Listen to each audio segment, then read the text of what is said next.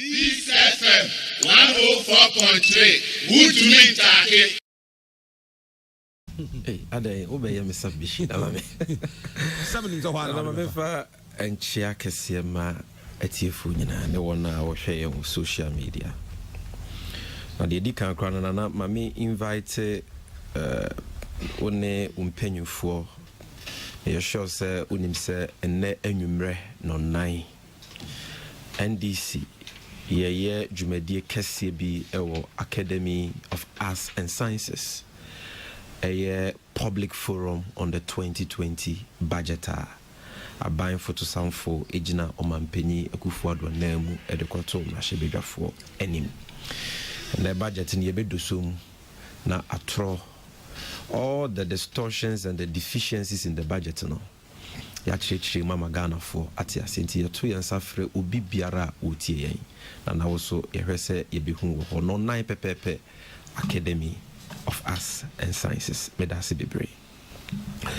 Nana, sir, referendum asemu ayeke. A very simple issue. Na the match in Yajia Bahon. We see a better yes, we see a better no nina ne say. Wagana hano. Nipa bebre wo ha omunim no krepa. But the abeb one part in tea. No, the no creno at one chain because of the party interest. Senyasa no crassa wo MPP mua. Nana. I said when is a MPP for Cromo Jane who crass or Mobeka say Uncle yes. And is a Cromo Jane who essay on my Ghana or Maya Yenisika. Ghana for one who chill. Almost say you see can you say young Kotos are referendum way because as soon new fast will be it will not add anything to this country, to whether it is our democracy, whether it is our local governance system, and fast will be the ordinary Ghanaian and all bra or kwa much. Excuse my language, it's a very useless exercise if you ask me. How? Biza biakoye local government system NDC MPP party semwa emfaso ben enene yenuama omo makola ombenye free. I mean, and it is so clear with your more almost 7 or more kanana unity no hu ne nine. Omo nyanshia so far MPP communicator with me ama one convincing reason here was about we yakoto yes. But cheap politics inti kasa eno mudi atem. Look, Dedi kai no krese nipa dodo na nte referendum na yekoto na se obi nim no de kire obi nim yes no de kire ti ye ba fidi kese bi se so a ne ye ka asem we ho asem a e wo se yedi kan kire de me pese tiefo tie nyina tie ase ne se ensem a atoro difo bi nam keka se referendum na ye kwa akoto no Oto yes a kire se wo benya tumi ato abayu MMDC na nya o mampanyi na be pawo ne biem no sa asem na eyonkontompo referendum na yekoto no emfa MMDC ya ye pese ye to omo so aba no ho hwe enana wonim sa NCC for kra de krata aba bonten se enne no eni ayonkofa bia na media ye me ya ne se omo dada nipa about what I see and so into a referendum we know. Ya man penny pemu na nkasa ka ho bi. His Excellency President Akufo-Addo. Oko voter region and saying ko gina simpie so. Na asem wo kan ye daily graphic for publisher. Graphic online. I say vote yes on December 17th to choose your own MMDCs. What kind of story was the President Nana Addo Dankwa Akufo-Addo has asked the Ghanaian electorate to turn out in their numbers on December 17th to vote yes in the referendum to repeal Article 55(3) of the 1992 Constitution and obtain the power to elect directly their own MMDCs. Entro. Especially when you are a lawyer. Because Article 55(3) has got nothing to do with either appointment or election of MMDCs. Article 55(3) say Article 55(3) article like political parties ejuma ye functions. An article ne say yetimi participate in economic issues, social issues, political issues at the national character. But you do unit committee level, you do assembly level, you do local government level, why you need free. My empire home for him. Into a constitution, I am ra. A see a man you ho kwine. Say my empire NDC MPP party 7 and local government. Na local governance mu eno no man penye kufu ado say obeye free ho na say no NDC ni MPP CPP PPP ne de keka ho yetimi de ho akofore unit committee assembly member abatu committee yes sano a de kire ne say NDC betimi as sponsor candidate ye candidate ni for this electoral area assembly member ye candidate ni for unit committee ene de keka ho eno wasam ne yeken enti ade na edi kan ya me pese obi a wotie bia tie ase ne se referendum ya yekoto yi ye wonyema mienu e wasi etu so there is no middle ground either so beto yes and now beto no so what to yes te said the sampan ni MPP for say to yes na oh to yes ama NDC MPP party sem ako unit committee any assembly shisheyemu a yes vote is a vote for MPP NDC partisanship in our local governance system ye kire no and ana wunim sa utu no te said the NDC any Ghana hemfo National House of Chiefs penyufo akukudan say yen konkotu no na utu no for Ghana kroye and in Kabomum, you are voting no for a united Ghana at the local government level. It will be unchusu. They said the test be kind. We are all entitled to make our choices. Will be unchusu. The ebe boa Ghana. The ebe boa your local government system. And only here. Say the ebe boa NDC dia. Nana. At NDC ya koto yes. Ne ya say yes so. Say emrana mai ho kwan say young sponsor candidates.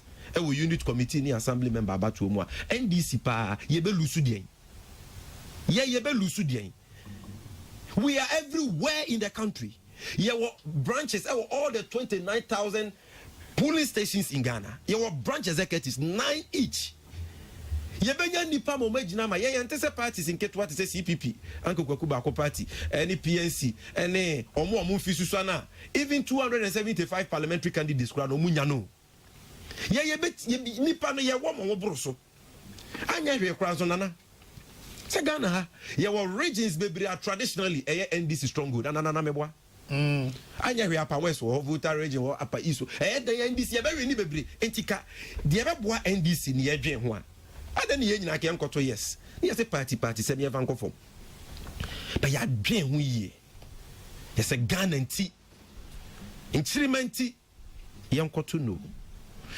na mama ncho di ntia wase etu no na mi wi amachro di ntia wono a eka se ye nkoto yes no masem na omoka na ye somu a ye gitu mu a enyeye number 1 di ntia e wase ekoto no ne se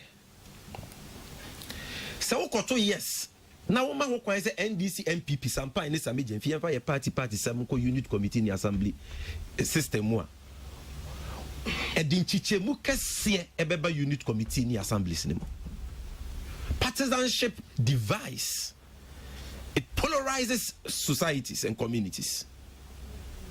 Share my typical example and Banodania or Kumasi Metropolitan Assembly and nana yenshe bibin so say mene okasa from my practical experience as a former assembly member. So nisa my assembly member da. Yes, Kumasi Metropolitan Assembly, very hostile area. So I understand these issues. Sesi akeyame boss or MPP ni o mampenyi na de na court now. And now to aba NDC MPP say we KMA boss. They said the whole NDC ni na be win Kumasi MPP ni na be win because of one doso. And now him say because oye mayor mantamu ni nyina Kumasi mensini ni nyina but this NDC for problem adodo na ntimi nko. Enko ne nchen. Adentina omuntimi nko. Ebi kura ye hwe wani me ma okwan enya wa party na wo so. Okokra wa party for no kra be ka say wo kwa koton party no e dey ama opposition for. NA. Okay. How many NDC people can walk up to the mayor in Kumasi? Or even who? How many? Because me party ni na aba me party ni na teso. Nti me party for na be mo kwa e dey san chichemu ni na deba. Say ukoto yes ye benya NDC assembly members, ye benya MPP assembly members. Assembly member after communal labor, no say we MPP communal labor, NDC for say yanko. NDC assembly member JJ to lampo say yemfa nko si toilet yemfa nko to boho no MPP for beka so muntua ye ne yenko ye na NDC for onye fans. It will divide. That divisions now at one national level, no one here they conform. And we don't need those divisions at that local basic level. And it's so clear. Shenana, what say your constitution? You know, you can say man him for NDC MPP politics. And ye local government system no and the mawomo. Said na no so ade mamo meye NDC MPP ni bi. But a form no so mo yemu hu free NDC MPP ni mu at least asemba Ghana between NDC and MPP amona mba be kan maye na nanya sa a form so the local government level no which is an interface between our government structures and the chieftaincy institution no e ho de NDC and MPP so mutimi eka amamu no nti ye wa hemfu bebre a o ma ya assembly members ama ebi mu crumple aye preside members because system no nye partisan and na okwa ye ne partisan ohene ne kwa okojoin ne den. He said, was on the election. Almost any of my NDC and MPP. A better no many biako. A man was over to make independent candidates. NDC, ya one dia ya one MPP, ya one dia ya one. Only Jina independent. Hefana Obeko. Ujina independent. Chances are that you be two. Very important. And see, some crofoni na ahemfone some crofoni na ye my film ye chem NDC and MPP sharp divisions. But not just that, Nana. A form ye hear the different consensus building adwen to atoa community bi pensio e wo so oboni ahemfo omuni obia emfa woni party awo partisanship and the party whip system never say as assembly member a owo Kumase oye NDC nia me metimi atrankan ye general secretary no ama party whip mo amowo Kumase NDC assembly members ni na NDC din mu na mo de call ye ntino de ye pese mu ye ni mo sabotage MPP for no. But if you are not or here no area, I want to say there be with them be percent here NDC. And now if you are the NDC yet paying 14 kano. If you are not never work community no. And so when the party interests, one follow party 3-line web system now. You because we indiscipline. And the essence was frustrating consensus building, not just the divisions, but consensus building. Ghana Peace FM that ben away with a minister and paya better ha ya be akobin krumda. Parliament that ben bibia we don't agree. And the truth of the matter is that Ghanaians, majority of Ghanaians are tired of the NDC MPP partisanship. We want to seize every turf in the name of partisanship. Is that the meaning of democracy? Dodo amamuo di achire no no. Ebiem na na wotie unya NDC unya MPP. Senka wo pesa wo NDC ni MPP aka wa ye dada be wonye but say we contribute to amamuo any oman Ghana nkoso. Se say yemfa ne say nana o pese also uko jina assembly member. Se see e wo betimi akogina bi because enye NDC MPP yan tage o. But enne ye get NDC and MPP pa and some trouble for retired nurses, competent people. Omu nyina person mu kogina bia omo pay the NDC NPP tag no, they will be discouraged. Because you will be forced to join either NDC or MPP. You go independent, your chances of winning are very slim against these two major political parties. That is why in parliament you need any independent candidates. Almost any independent local parliament, they are forced to join either NDC or MPP, and none of the independent candidates are in history and ometimia second consecutive time in the history of Ghana because of the overbearing, power of these two major political parties. Inti tagging, then Sikasem, and they are there NDC and MPP. A buying a fahoka. Okopeke former a free untuaka, Opeso Kujina Assembly member na unit committee. O campaign abe you post a kakaka krebi, but a kabianya then in him. Okoyen NDC ni MPP. Never ne say wo mans ni bimu NDC for do na wo. And no mujina person mujina party ni dim as assembly members. I was here primaries. Obeto nomination form because primaries ni edisika na ye. Assembly member no confess sika when or their nomination for currently free. Okwa assembly you betu aneka. Oba ko share delegates, obeto nsu amoma no, obe mo transportation. Ne campaign ka, wan e betu amano. Yeah, the breeding corruption, but we are going to make it expensive. And here for one was said the Omuntimi Kosuku, said the Obibin Yomunsem, Omuntimi assembly members. Senka, the assembly system near NDC MPP, I know a lot of assembly members and Nekomunya assembly members. Minim area, Masa Kasa, a lawyer, Nako, truck push and the general assembly member will beat you because they are looking at competence.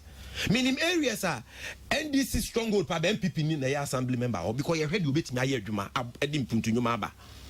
Why is it kwesi bronika assembly? Or say if it is not broken, don't fix it. Problem be na way your local government system muntia. You pese you cover problems when na beto yen so. What problem do we have? The fact that your local government system here non-partisan, is that a problem? What problem does it have for this country? Does it create for this country? I see the way you call. Then Nana, I feel na delegates who grab bribes. I can see. I feel be weakening accountability. Assembly member be anya adwuma, MCE be anya adwuma so NDC MPP nti or influence onim. Chama wuntumi wokumase ye be piano obeko. Some point private may issue statement a party election, so nobody should contest this person. They said you no as I was no. Wait me a party whip system. Yeah, they be cut democracy a share. Yeah, I mean it will not help. Now we see almost say 2 years now. What are they talking about? Almost more 2 years because of winner takes all. Nagana no see a tuaba na obi we name mampenia of 4 positions ni nyina. On a appointments ni nyina. Nti say ye to abano on NDC MPP lines e wo local level la. Obi o lose national election also bet me DC and assembly position. Me say where yasem. Nana, this argument is like treating headache with you can say stomach ache pills. And they say you would ya we ya o say makonom ye fun ya de dro. Because winner takes all. And your problem at the local level, Oko assembly winner takes all. No. Oko unit committee winner takes all. No, because there is no NDC MPP. The winner takes all problem is at the national level where we have an overbearing, overpowerful executive president. And 2% will solve the problem now. You solve it at the national level. You can amend the constitution and say, a certain percentage of appointments or manpenny or tia kunyasu yebian, it should come from the opposition. And no now will solve winner takes all. But you don't go to the local level where any problem to go and create another problem there. In any case, you perceive a solve winner takes all. NPP for a better how to solve winner takes all. More legalize winner takes all. Because mo ba ye, mo pamo NDC for more headings on Nana Michelle. More head institutions. No, hold on, Nana Michelle. Mapamo, including security men in Amapamo, casual workers in Amapamo from state institutions. Mapamo biaji position biabo so muye ya mo se we yempe winner takes all. Mama move from winner takes all to family takes all. Mama move from winner takes all to friends takes all. We are more lecture or winner takes all. Then no to your mom political parties crano adiano a yamrase ni so mo for but they are already in it. And in my hypocrites, yen legalize it. And yen na yen legalize chronobo. Because stealing is a crime in Ghana. And yet every day people steal in this country. And so if the mere fact say they be illegal, but still people breach the law, yeah. And because of that, the logic is that yen legalize it, yeah. And yen legalize it stealing as well. Martin. So just finally, then they say you must time political parties. Why are you bastardizing political parties? I asked communication director for the MPP, lawyer Yabuabia Samona Sempa on Monday. Say MPP for money mumapa. Me sure some more dictionary. Political party any partisanship. Sa bro from you no nana epe. NDC yes it's a political party. Are we not a political party ourselves? Multi-party democracy under this fourth republic 1992 constitution. Why will we be against political parties? We are saying that we are against the extreme partisanship of political parties. It doesn't mean that we are against them. So me the sending in account for Nana no matter kunya kasa and sana NDC MPP but Nana no more ometu yenfo yenso ye kan de be boa Ghana. Asem se be ye to Ghana for.